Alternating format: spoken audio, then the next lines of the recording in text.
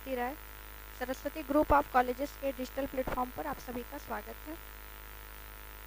आज का आपका टॉपिक है सेल यानी कोशिका। इसके पहले कल लास्ट वीडियो में आपने पढ़ा था डाइजेशन के बारे में, डाइजेस्टिव सिस्टम के बारे में आपने पढ़ा था। आज आपका वही यूनिट है। यूनिट का अगला टॉपिक है सेल यानी कोशिका।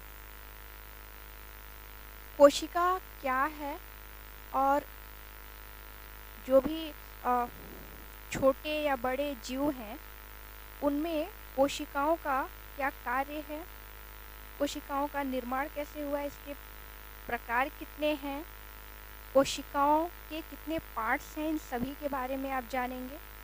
तो हम पूरे पृथ्वी पे जो भी छोटे बड़े जीव हैं उन सभी जीवों का जो शरीर है वो कोशिकाओं से मिलकर बना है। यानी कोई भी जीव, वो मनुष्य हो या फिर कोई भी जानवर हो, छोटे हों बड़े हों, सभी के शरीर कोशिकाओं से ही मिलकर बने हैं। आप ऐसा कह सकते हैं कि कोशिका हमारे शरीर की सबसे छोटी यूनिट है, सबसे छोटी इकाई है।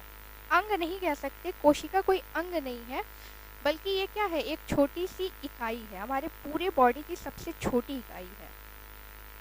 सभी छोटे और बड़े जीवों का शरीर किससे बना है? कोशिकाओं से मिलकर बना है। इस प्रकार कोशिका प्रत्येक जीव की आधारभूत तथा संरचनात्मक इकाई है। कोशिका हमारे शरीर की सबसे छोटी इकाई होती है।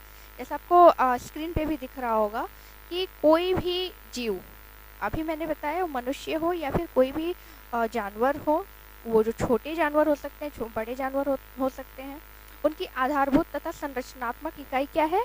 कोशिका है। यानी शरीर का एक तरह से निर्माण कोशिकाओं के द्वारा ही हो रहा है। जिस प्रकार से किसी घर का निर्माण करने के लिए सबसे पहले ईंट की ज़रूरत होती है, ईंट के साथ साथ सीमेंट बालू की भी ज़रूरत होती है, लेकिन ईंट से ही दीवारों को तैयार किया जाता है, दीवार तैयार होते हैं, दीवार के बाद छत तैयार होता है, छत के बाद फिर एक स्ट्रक्चर बनता है, एक ढांचा बनता है घर का। उसी तरह हमारे शरीर है, यानी सबसे पहले सेल्स होते हैं कोशिका, कोशिका के बाद होते हैं ऊतक, ऊतक के बाद होते हैं शरीर के प्रत्येक अंग, फिर शरीर का निर्माण होता है। इसका इतिहास जान लेते हैं कोशिका का। तो कोशिका का वास्तविक अध्ययन गैलीलियो ने 1610 के सरल माइक्रोस्कोप के आविष्कार के साथ प्रारंभ हुआ। यानी कोशिका वह बहुत ही सूक्ष्म इकाई है हमारे शरीर की, जो आप नंगी आंखों से नहीं देख सकते हैं। इसको देखने के लिए माइक्रोस्कोप की ज़रूरत होती है। तो जब माइक्रोस्कोप का आविष्कार हुआ, सूक्ष्मदर्शी का आविष्कार हुआ, उसी समय पता चला कि हमारे शरीर के अंदर सेल्स मौजूद हैं और उन सेल्स के अंदर भी बहुत सारे पार्ट्स हैं, अलग अलग भाग हैं और उन सारे भागों का अलग अलग कार्य है। यानी सेल्स ऐसे ही हमारे शरीर में सबसे छोटी इकाई है। अब उन छोटी इकाइयों में भी कई सारी इकाइयाँ हैं, यानी इतने छोटे पार्ट्स में भी और भी न जाने कितने पार्ट्स हैं, और उन सारे पार्ट्स का अलग अलग फंक्शन डिसाइड है। सारे जितने उसके अंदर के भाग हैं, एक कोशिका के अंदर के जितने भाग हैं, उनका भी कार्य बटा हुआ है। आगे देखते हैं, रॉबर्ट हुक द्वारा सन 1665 में बनाया गया संयुक्त माइक्रोस्कोप इस दृष्टि से अत्यंत उपयोगी रहा है। इस सूक्ष्मदर्शी द्वारा उन्होंने कार्क के सेक्शन को देखा, जिसमें उन्होंने मधुमक्खी के छत्ते के समान खाली स्थान दिखाई दिए, जिन्हें कोशिका का नाम दिया गया। यानी रॉबर्ट हुक द्वारा सन 1665 में बनाया गया एक संयुक्त माइक्रोस्कोप इस दृष्टि से अत्यंत उपयोगी रहा, सेल्स की खोज की दृष्टि से अत्यंत उपयोगी रहा, क्योंकि बिना माइक्रोस्कोप के सेल्स को देखना, उसके अंदर के पार्ट्स को देखना, उसको जानना इम्पॉसिबल था।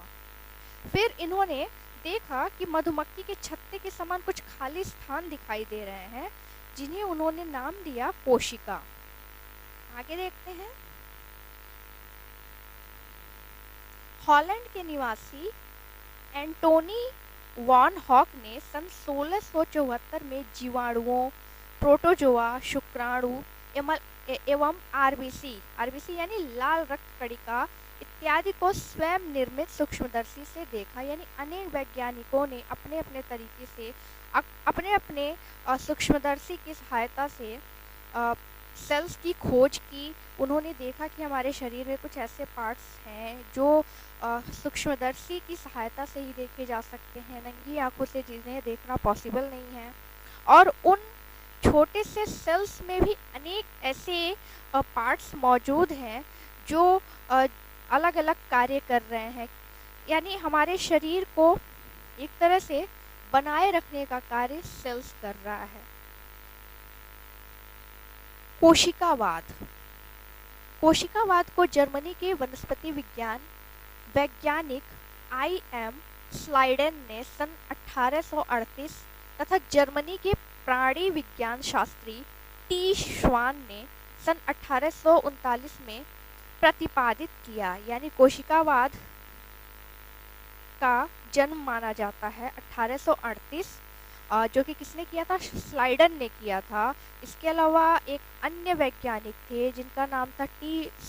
श्वान। उन्होंने 1839 में कोशिकावाद को प्रतिपादित किया। कोशिका की माप, आकार तथा संख्या, ये इसको आप आकार पढ़ेंगे। कोशिका की माप, आकार एवं संख्या।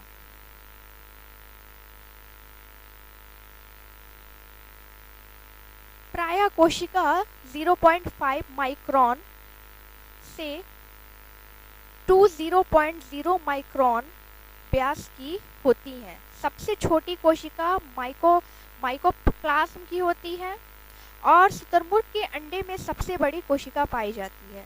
यानी अगर देखा जाए पूरे पृथ्वी की बात की जाए तो शुतुरमुर्ग के अंडे में जो कोशिकाएं पाई जाती हैं वो सबसे बड़ी कोशिका मानी जाती है और सबसे छोटी कोशिका माइकोप्लाज्म की मानी जाती है। और सबसे छोटी कोशिका एक तरह से अगर ह्यूमन बॉडी में देखा जाए तो ह्यूमन बॉडी में पुरुषों के जो स्पर्म होते हैं, पुरुषों के स्पर्म में सबसे छोटी कोशिकाएं पाई जाती हैं और महिलाओं के अंडाणु में सबसे बड़ी कोशिका पाई जाती है। यानी पूरे पृथ्वी में अगर कोशिका का माप देखा जाए तो शुतुरमुर्ग के जो अंडे हैं उनमें सबसे बड़ी कोशिका पाई जाती है और सबसे छोटी कोशिका माइकोप्लाज्म की होती है। लेकिन ह्यूमन बॉडी में अगर देखा जाए तो स्पर्म में, पुरुषों के स्पर्म में, शुक्राणु में सबसे छोटी कोशिकाएं पाई जाती हैं, स्त्रियों के अंडाणु में सबसे बड़ी कोशिका पाई जाती है। कोशिकाएं प्रायः अंडे के समान गोल होती हैं, परंतु कार्य के अनुसार अन्य आकार की भी होती हैं।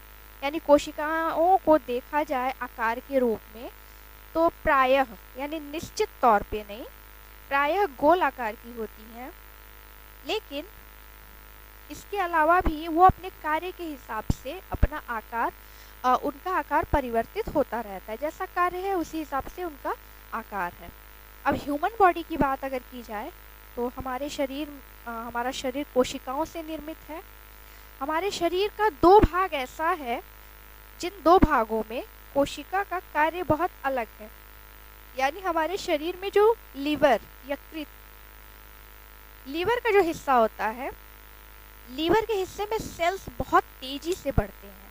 यानी इन केस अगर कुछ ऐसा हो गया कि लीवर को निकाल दिया गया सर्जरी के दौरान, तो लीवर फिर से बन जाते हैं क्योंकि वहाँ पे जो सेल्स हैं बहुत तेज़ी से बढ़ते हैं। वहीं हमारे शरीर में ब्रेन का जो हिस्सा है, तो ब्रेन के हिस्से में जो न्यूरॉन का हिस्सा है वहाँ पे सेल्स नहीं बनते हैं। इसीलिए कभी कभी ऐसा हो जाता है, अगर किसी को ब्रेन में चोट लग जाती है, सिर पे चोट लग जाती है, तो फिर हैमरेज होने का डर रहता है और उस व्यक्ति की मृत्यु हो जाती है। यानी चोट अगर ज़्यादा लगी है, उनके सेल्स डैमेज हो गए हैं, ज़्यादा डैमेज हो गए हैं, तो ऐसे में उस व्यक्ति की मृत्यु हो जाती है क्योंकि न्यूरॉन में सेल्स रिकवर नहीं करता है, पुनः निर्माण नहीं होता है। और हमारे लीवर में सेल्स का निर्माण बहुत तेज़ी से होता है। तो इसी तरह अलग अलग अंगों में सेल्स का काम भी अलग अलग तरीके से है। अब कोशिकाओं के प्रकार देखते हैं। तो कोशिकाओं के मेन दो प्रकार हैं। प्रोकैरियोटिक और यूकैरियोटिक, ये प्रकार में आते हैं, प्रोकैरियोटिक और यूकैरियोटिक। जो प्रोकैरियोटिक है ये आकार में सबसे छोटा माना जाता है और यूकैरियोटिक प्रोकैरियोटिक की तुलना में आकार में बड़ा होता है। ये यूकैरियोटिक जंतु और पादप दोनों में पाए जाते हैं। जंतु और पादप यानी जंतुओं में और पेड़ पौधों दोनों में पाए जाते हैं। प्रोकैरियोटिक को प्रारंभिक कोशिका भी माना जाता है, यानी ये प्रारंभिक कोशिका है, लेकिन ये अपूर्ण कोशिका मानी जाती है। यूकैरियोटिक पूर्ण कोशिका मानी जाती है, यानी प्रोकैरियोटिक का जो केंद्रक होता है वो भी एक तरह से अपूर्ण होता है। इसके जितने भाग होते हैं वो सब अपूर्ण होते हैं। केंद्रक है, इसका जो केंद्रक है वो अविकसित होता है। केंद्रक के बाहर जो सुरक्षा झिल्ली होती है वो प्रोकैरियोटिक में नहीं पाई जाती है, लेकिन यूकैरियोटिक में वो पाया जाता है, क्योंकि केंद्रक ही मेन है और केंद्रक के बाहर जो झिल्ली है उसको प्रोटेक्ट करने का कार्य कर रहा है। इसलिए केंद्रक का बाहरी हिस्सा भी बहुत इंपॉर्टेंट है केंद्रक को सुरक्षित रखने के लिए, जो कि प्रोकैरियोटिक में नहीं पाया जाता है, यूकैरियोटिक में पाया जाता है। इसके अलावा प्रोकैरियोटिक में सुरक्षा कवच नहीं होता है और जो श्वसन क्रिया होती है प्रोकैरियोटिक में वो केंद्रक के द्वारा की जाती है, जो कि केंद्रक पहले से ही अपूर्ण है, इसलिए ये अपूर्ण कोशिका मानी जाती है। यूकैरियोटिक में जो श्वास की क्रिया है, श्वसन क्रिया है, वो माइटोकॉन्ड्रिया में होती है, इसीलिए इसको पूर्ण माना जाता है। यह आकार में छोटा और यह आकार में बड़ा होता है। अभी कोशिका को अगर आपको पढ़ना है तो इसमें आपको बहुत लंबा समय लगेगा, यानी कोशिका का जो कोशिका टॉपिक है इसमें आपको बहुत डीप जाना पड़ेगा, बहुत कुछ इसमें है, इसीलिए इसका एक वीडियो और आपको मिलेगा, उसमें आपको और भी सारी चीज़ें इसमें बता दी जाएंगी। जैसे कोशिका के प्रकार आपने देख लिया, इसके अलावा कोशिका के कितने भाग होते हैं और उन भाग का क्या कार्य होता है इसको आप जानेंगे। इसके अलावा जो कोशिका के प्रकार में आप देख रहे हैं प्रोकैरियोटिक, यूकैरियोटिक, तो प्रोकैरियोटिक में जो जीव द्रव्य होता है वो सूखापन होता है, मतलब वो सूखा रहता है, सूखापन के लिए बाधक होता है। इसके अलावा जो यूकैरियोटिक में जीव द्रव्य है प्रोटोप्लाज्म, जीव द्रव्य को प्रोटोप्लाज्म कहते हैं, वो अधिक तरल होता है, यानी जो यूकैरियोटिक है उसमें जीव द्रव्य तरल होता है, जो कि अच्छा माना जाता है। प्रोकैरियोटिक में जीव द्रव्य सूखा होता है, जो कि अच्छा नहीं माना जाता है। इसके अलावा जो केंद्रक है, केंद्रक के आसपास का जो प्रोटेक्शन है, यानी जो उसको सुरक्षा कवच प्रदान कर रहा है, इसमें अभाव पाया जाता है, यूकैरियोटिक में वो उपस्थित रहता है। इसके अलावा जो डीएनए है, यानी सेल्स के अंदर डीएनए पाए जाते हैं, तो जो डीएनए है तो डीएनए बिखरा हुआ रहता है, डीएनए में जो जीव द्रव्य है वो बिखरा हुआ रहता है। यूकैरियोटिक में प्रोटीन के साथ संगठित हुआ रहता है, डीएनए यूकैरियोटिक में प्रोटीन के साथ संगठित होकर जुड़ा रहता है और प्रोकैरियोटिक में बिखरा होता है। इसके अलावा जो कोशिका विभाजन है वो प्रोकैरियोटिक में मुख्यतः अंशुकी के समान होता है और यूकैरियोटिक में माइटोसिस द्वारा होता है।